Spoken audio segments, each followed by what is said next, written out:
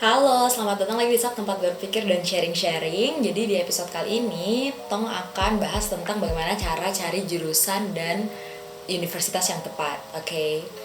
Dan mungkin untuk hari ini akan lebih santai karena kalau dua episode yang kemarin Tong bahas metode mungkin lebih teoritikal begitu ya.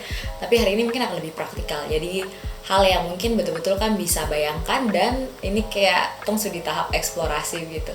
Memang tahap pengenalan diri tuh paling susah, paling penting, tapi dan juga paling lama, biasanya butuh waktu paling lama. Jadi sekarang tuh mulai masuk ke tahap yang lebih fun, dan kayaknya episode hari ini akan lebih mudah dimengerti dan akan lebih seru saja. Dan mungkin saya ingatkan kembali di Sapu Channel tuh akan bagi dalam playlist, dan ini playlist persiapan kuliah. Jadi untuk kamu yang lagi persiapan kuliah, sama playlist awal nih buat kamu. Nanti mungkin tuh akan move on ke playlist yang lain. Tapi mungkin begitu dulu, tuh langsung masuk saja ke video. Jadi kenapa hal ini penting? Kenapa cari jurusan dan universitas yang tepat tuh penting gitu? Karena ini saya kasih tahu di dampak secara general, hemat biaya.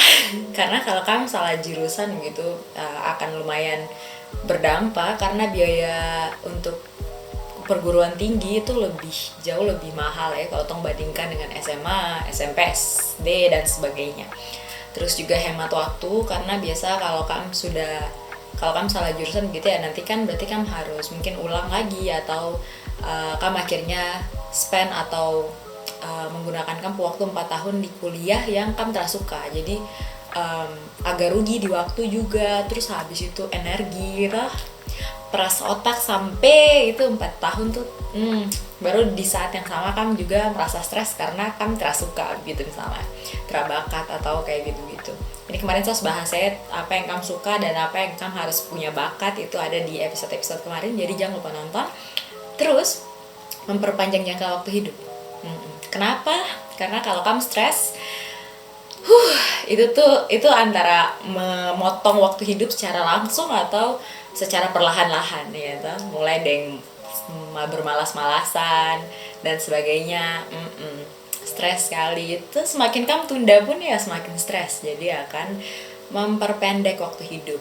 Jadi itu dampak, dan dampak yang saya rasakan itu tuh kalau jurusan betul ya. Jadi saya salah satu orang yang tidak salah jurusan. Jujur yang saya rasakan tuh, saya lebih semangat menjalaninya, dan sekarang kan sudah tahun ketiga, mau masuk tahun keempat, tingkat 4. Jadi itu dan saya masih semangat sekali, on fire, testo tidak juga, tapi saya semangat sih.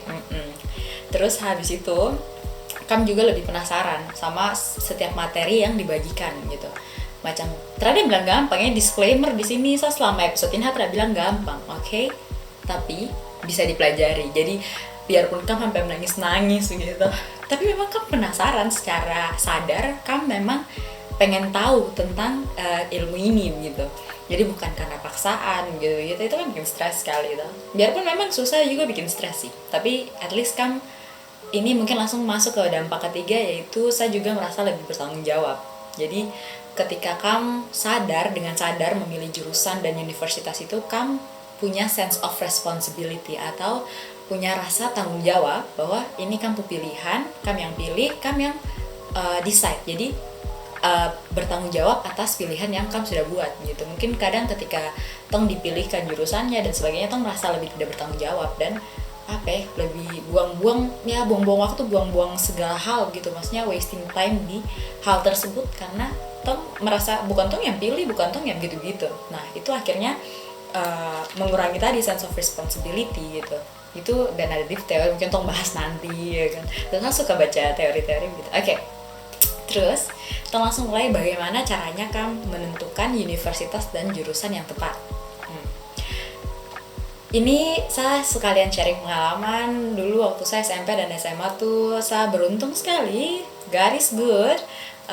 Saya sekolah tuh ada kelas bimbingan psikologi gitu, yang literally sangat membantu. Saya bahkan sekarang kalau buka dia punya materi yang zaman dulu, oh my gosh, sangat membantu. Thank you so much Miss Diana dan Miss Esther. Ini sangat berguna sekali. Jadi dulu di saya punya sekolah. Ini yang tong lakukan duluan waktu itu. Ini saya agak lupa ingat, tapi ini saya akan jelaskan ke kamu dengan lumayan bertahap gitu.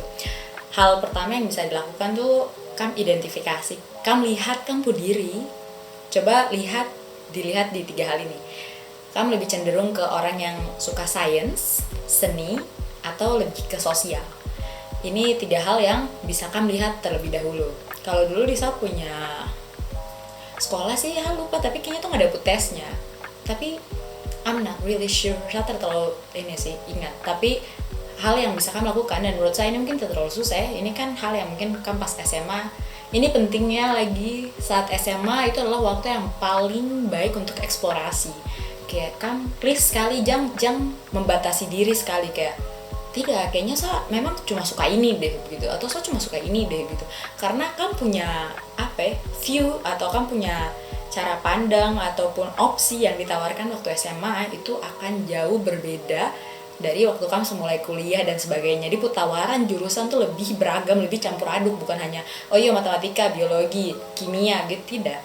Nanti pas kamu kuliah tuh kamu ada yang jurusan yang campuran biologi dan kimia, ada campuran fisika dan sosial dan sebagainya begitu.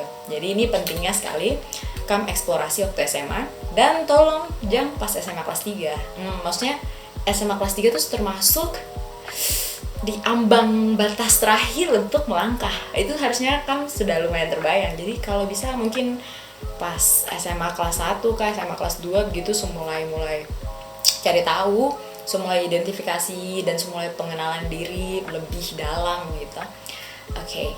Terus tadi kan bagi ketiga yaitu sains, seni, sosial. Jadi ini hal yang misalkan lihat ya, kalau kan orangnya misalnya suka sekali matematika, fisika, pokoknya semua soal matematika, fisika terakas selesai, kamu akan penasaran sampai besok tidak bisa tidur dan segala macam. Oke, kamu cenderung sains. Dan ini bukan berarti kan 100% sains, 100% seni, 100% sosial, tidak. Kamu bisa campur seperti yang tadi saya bilang, saat kamu kuliah nanti ini tuh dia tidak berdiri sendiri-sendiri terus. Oke, memang ada jurusan yang mungkin kayak full sekali, itu mau bicara di tuh sosial sekali sudah.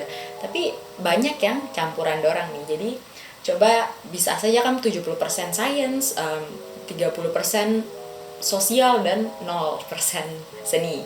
Kalau segitu jangan ambil seni rupa atau ambil seni gitu. Ini yang, tapi ingat lagi kemarin saya sudah bahas di episode 1 dan 2 untuk identifikasi apa yang kamu suka dan memang bakat di situ. Itu saya sudah bahas. Jadi kamu bisa cek di video yang lama. Oke, itu mungkin untuk pembahasan hari ini. Berikutnya Tong akan bahas tentang bagaimana akhirnya kamu menentukan universitas.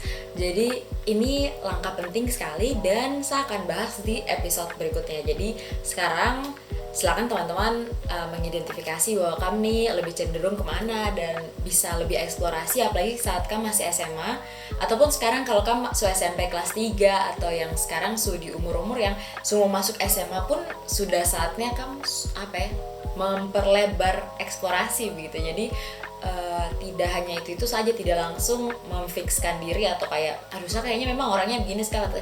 Saya rasa kamu memang harusnya belum di tahap itu, karena SMP, SMA itu tahap yang tuh masih eksplorasi. Jadi coba banyak hal, silakan explore lebih lanjut, cari-cari hal-hal yang hal-hal baru yang bisa dipelajari di internet, karena banyak sekali yang akan kasih tahu ternyata bukan hanya itu gitu, bukan hanya jurusan tuh, bukan hanya atau kerjaan nanti tuh bukan hanya ada jadi guru, jadi polisi, jadi itu ternyata bukan hanya itu, ada data analis, ada segala macam. Itu coba sekarang kan mulai cari-cari, apalagi sekarang tuh sudah punya jaringan internet, biarpun biasa sinyal hilang di Papua tapi tidak apa-apa, we can do it ya.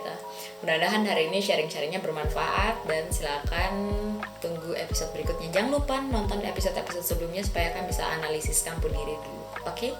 Thank you.